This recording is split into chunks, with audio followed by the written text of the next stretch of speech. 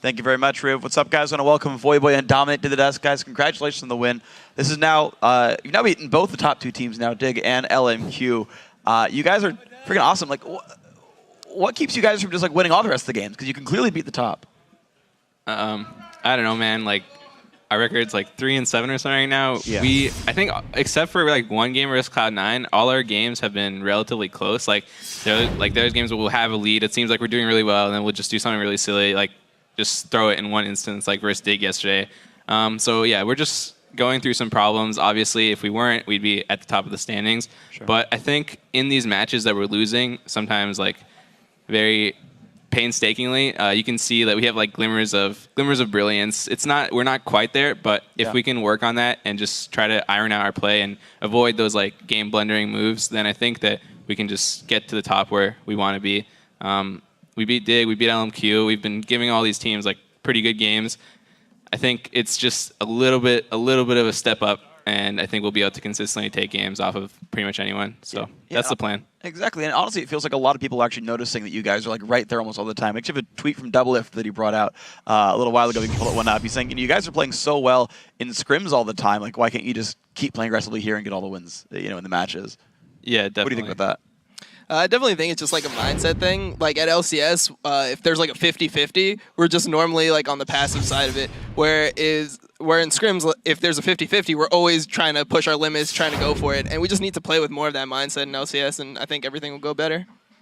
Yeah, I agree with that. Speaking of your mindset, coming into picks and bans in this game, you guys seem to get a fair bit of stuff. Braum has been 100% pick ban in LCS, and you got the first pick Lucian. Were you surprised you were able to get the Kassadin and the Braum and the Lucian all on the same team? Well, yesterday Kassadin was left through and just not even picked or banned in 2 of the games, and we kind of figured LMQ might have a counter pick ready, but we didn't first pick it because we still valued Lucian over it, especially because we banned out 2 of Vasily's main AD carries, so just put him on something he's a little bit less comfortable on. And then, Kassadin is something that I played forever. I knew he'd probably be countering it. I was kind of guessing it might be a Pantheon. And early game, after like those few 4-man roam squads, I was a bit behind, but still managed to get back to the point where Kassadin can become relevant, and we're able to clean the game up. Yeah, and kind of the beginning of you guys getting relevant, we have a replay from the mid lane fight where you finally started to get going. Let's pull this up on the screen actually right now, and Voyboy kind of walk me through. You guys are down 3-0 at this point, but you guys find a window. So we knew Pantheon's flash was down. We were calling it. We saw him on the ward coming through, and Dom was just like, this guy's flash down. Like, I can get it. I can get the flash cocoon. He goes for it. We nailed the kill. We just insta-burst him, and then Moore was also getting stunned. He used his shield on Pantheon to save him, but we just killed him, and then we got another free stun on Moore. So I TP'd in, just in case they tried to commit fully to the fight, but we just ended up getting 2 free kills, getting Dragon, and just taking control of the map after that point. Was that kind of the game plan then when you guys were behind, like against this roaming squad and a pretty early game focused team? Was it turtle it out, look for the picks at some point, they're going to get too aggressive, and just wait for that moment? Yeah, definitely. Yeah, I definitely think that like our comp outscaled theirs. Yeah, sorry for cutting you off, boy, but unacceptable. Our comp outscales them, especially with Kassadin. Kassadin's able to like build a lot of armor items and still do a decent amount of damage and have a chase potential. So if you look at Voi's build at the end of the game, he had Frozen Heart, Frozen Fist, Randuin's, and Tabby. So we knew that if it got into a late game scenario, we'd be able to pressure them. We'd all be able to like stack armor, and they wouldn't be able to hold us. So eventually, if we just got through the early game, we'd be able to outscale. Some of their champions are actually kind of mixed damage champs, right? You've got Corki on one side, Jax over there as well, maybe even Morgana to a certain extent. Was there any concern it's like, well, we got to make sure we keep these guys down, or was it like, we just know with like a bunch of randoms we'll be okay?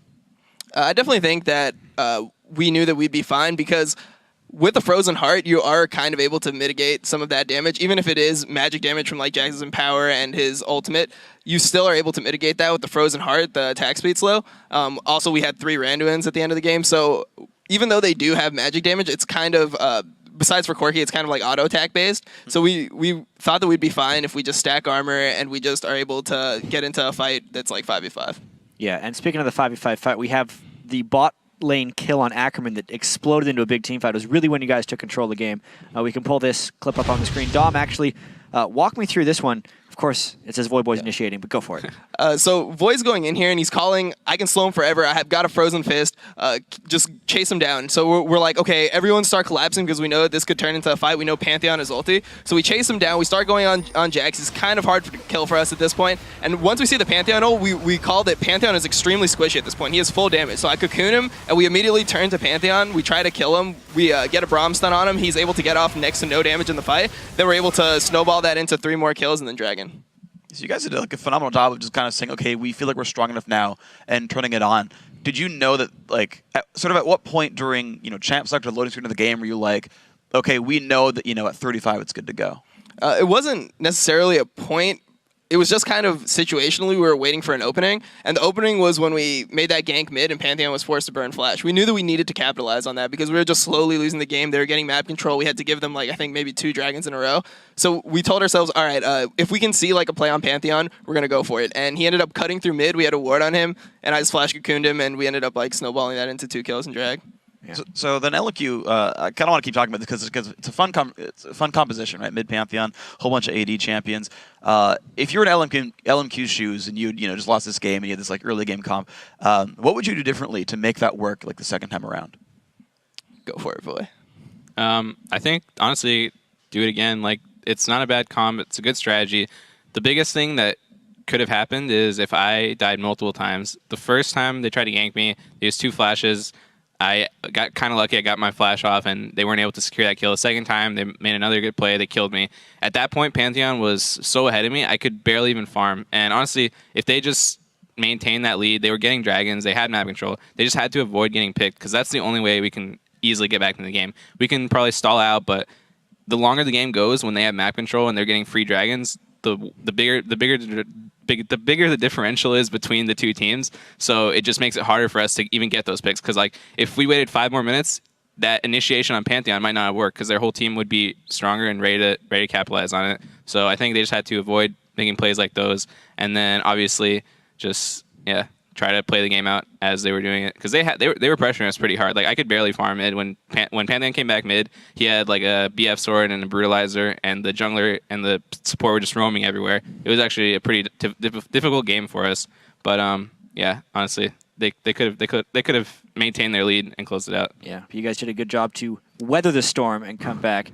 And 3-7 now, as you mentioned at the start. You guys face Cloud9 and CLG next week. But as far as you guys beating up on good teams, it should be completely fine. How are you actually going to be preparing for this next week with your problems and your mistakes in mind that you've been improving against LMQ? I think it's really hard for us to fix our mistakes, primarily because our scrim records are always so good. So we'll come into every week just winning maybe like 75, 80% of our scrims, and we'll think that, oh, okay, all of our problems are gone now. Like, we're playing aggressively, we have much better champion pools this week, and everything's going to turn around. And so far, we've just been disappointed. Like, every week after our performances, we watch our games over, and it just looks like we're doing nothing. It just looks like we're just waiting to lose the game.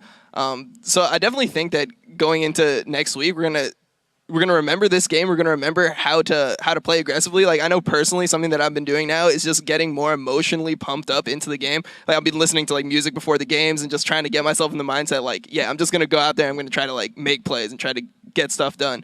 And I think that that's like what's working for me. I think like everyone's just gonna feed off each other's energy. When team morale is high, I think that we'll all just like feel in the zone. And if we can be as confident as we are in scrims in LCS, then I think that would be like the biggest thing for us.